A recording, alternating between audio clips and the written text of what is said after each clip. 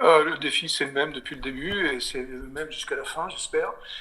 C'est de faire en sorte que les technologies soient accessibles au plus grand nombre. Donc c'est mon défi, c'est ce que j'ai envie de faire, c'est ce que je veux. Je veux que les machines, les outils, parce que les machines sont que des outils, ces outils soient accessibles au plus grand nombre et d'une manière entre guillemets naturelle.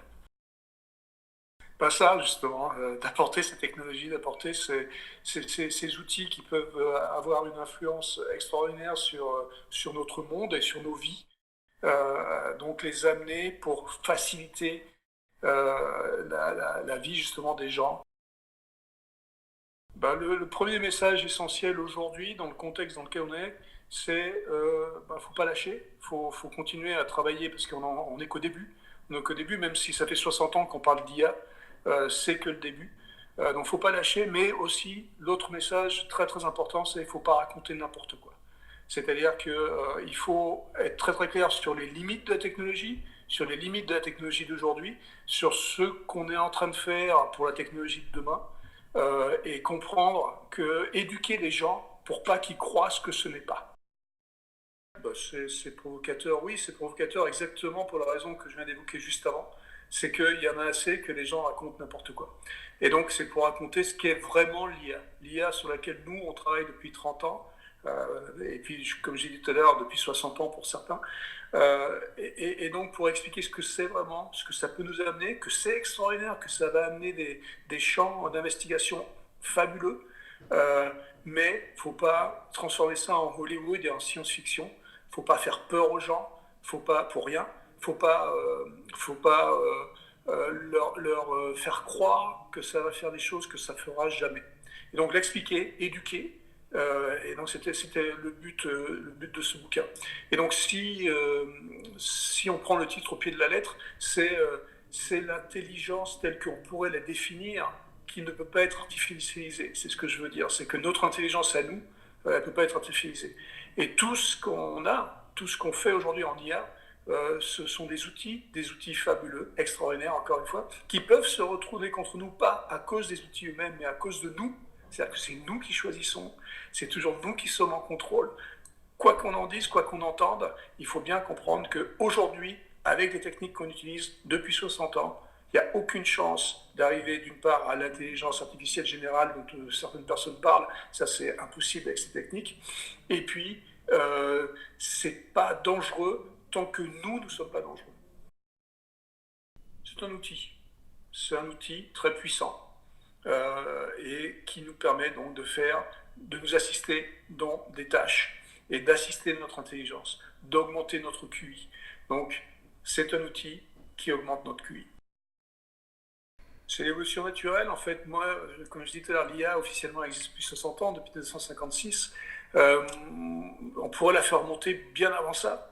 Il y a des évolutions technologiques qui sont extraordinaires. En 1642, il y a eu la première machine à calculer, c'est de l'intelligence artificielle. Donc on peut la faire remonter. Donc là, la différence essentielle avec ce qui s'est passé dans l'histoire qu'on connaît et qu'on devrait mieux connaître et ce qui se passe aujourd'hui, c'est qu'aujourd'hui, il y a une accélération du temps. C'est-à-dire qu'il y a beaucoup plus de choses qui se passent dans un temps très très très court. Et donc il y a plein de technologies qui arrivent. Et donc ça limite notre capacité d'éducation, parce qu'il y a tellement de choses qui arrivent que c'est compliqué pour nous de tout comprendre, mais ce n'est qu'une évolution normale. Les techniques, encore une fois, qu'on utilise aujourd'hui sont les mêmes que celles qu'on utilisait il y a 60 ans. C'est pas une révolution, mais en même temps, c'est ce que je viens de dire, c'est parce que il y a cette accélération du temps et le fait qu'il y a plein de choses qui nous tombent dessus en même temps, ça a l'air d'être compliqué à cause de ça. Mais c'est pas inexplicable.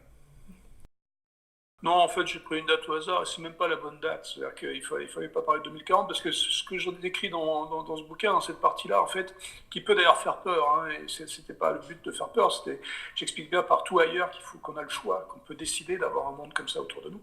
Mais bref, donc pour répondre à la question de la date, j'ai mis une date un peu au hasard et c'était pas très filon en fait parce que la plupart des choses qui arrivent à cette personne en 2040, ça arrive à moi aujourd'hui. D'accord? Donc il y a beaucoup, beaucoup de ces choses qui sont possibles aujourd'hui. Donc j'ai mis la date 2040 pour mettre une date, mais je ne pense pas qu'on puisse définir une date pivot. Comme j'ai dit, il y a une accélération du temps en ce moment. Donc il y a beaucoup de ces technologies qui arrivent, qui sont là déjà, qu'on n'utilise pas encore à fond ou complètement ou correctement. Mais je ne pense pas qu'il y ait une date. Je pense que les trucs intéressants dans les trois gros domaines qui vont être intéressants dans les années qui viennent sont la médecine. Pourquoi la médecine? Parce qu'il y a beaucoup, beaucoup de data. On parle de big data. L'intelligence artificielle d'aujourd'hui, c'est que du machine learning, du learning. Donc, c'est basé sur les data. Donc, on découvre de plus en plus de data dans notre corps, avec l'ADN et des choses comme ça. Donc, la médecine est définitivement quelque chose qui va être révolutionné dans le sens où on va se soigner mieux, on va se sentir mieux, on va être mieux en général grâce à ces technologies.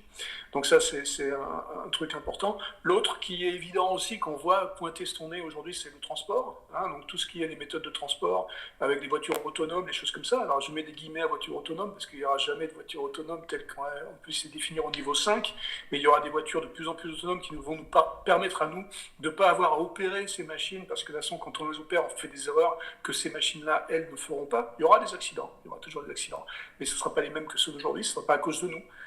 Ça sera à cause de gens qui vont se jeter sous les voitures, des choses comme ça, mais bon, c'est des choses comme ça. Donc le transport, c'est un domaine très intéressant. Et le dernier domaine, c'est tout ce qui est ce qu'on appelle aujourd'hui IoT. Donc c'est les objets connectés, ces objets connectés qui fournissent aussi beaucoup de data, mais qui aussi fournissent beaucoup de services.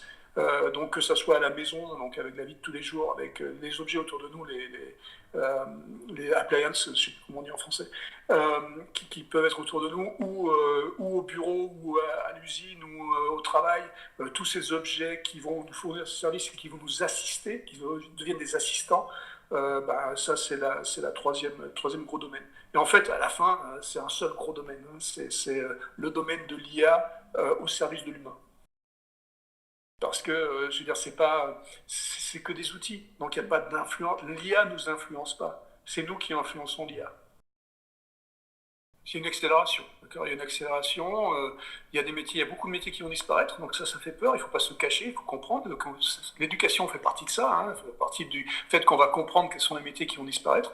Il y en a beaucoup qui vont disparaître, mais je pense et je crois, et parce que je suis un optimiste résolu, je pense que plein de nouveaux métiers vont apparaître qui vont être beaucoup plus valorisants pour l'humain. Et justement parce qu'on utilise la technologie pour son bien-être, c'est ce que vous disiez tout à l'heure, à cause de ça, on va trouver, parce qu'on est fondamentalement survivaliste, on va trouver des nouveaux métiers, des nouvelles façons de travailler, de se faire assister par ces outils qui vont faire que les métiers vont être beaucoup plus intéressants. S'il y a une seule compétence à développer aujourd'hui, c'est la compétence de la flexibilité. C'est-à-dire que apprendre à apprendre, on dit souvent apprendre à apprendre, c'est le truc le plus important. Parce que ma génération, on a eu la chance de pouvoir faire pendant 40 ans la même chose. Votre génération, c'est fini. D'accord? C'est-à-dire que les générations futures, c'est fini. Tous les 4, 5 ans, peut-être même plus que ça, il faudra changer de boulot, il faudra changer d'orientation. Donc il faut apprendre à être flexible, apprendre à s'adapter. L'adaptabilité est certainement quelque chose de très important. Et donc pour ça, on va revenir à l'éducation encore une fois. Et l'éducation, c'est pas l'éducation dans un domaine spécifique. Alors évidemment, il y a des domaines qui vont nous plaire, qui vont plus être ceux vers quoi on veut aller. Donc ça, c'est très très bien. Mais il faut surtout apprendre à être flexible et donc apprendre à être excité sur des nouvelles choses. Et ça, l'éducation, ça doit être ça. L'éducation, c'est une base extraordinaire sur laquelle il faut continuer à travailler. Il faut qu'on travaille pour apprendre à être excité. Il ne faut pas raconter n'importe quoi. Il faut être éduqué pour comprendre et pour justement pas raconter n'importe quoi et pas avoir peur. Il faut surtout être optimiste dans le fait où cette technologie peut nous amener énormément de choses, mais il ne faut pas la tuer en racontant des bêtises.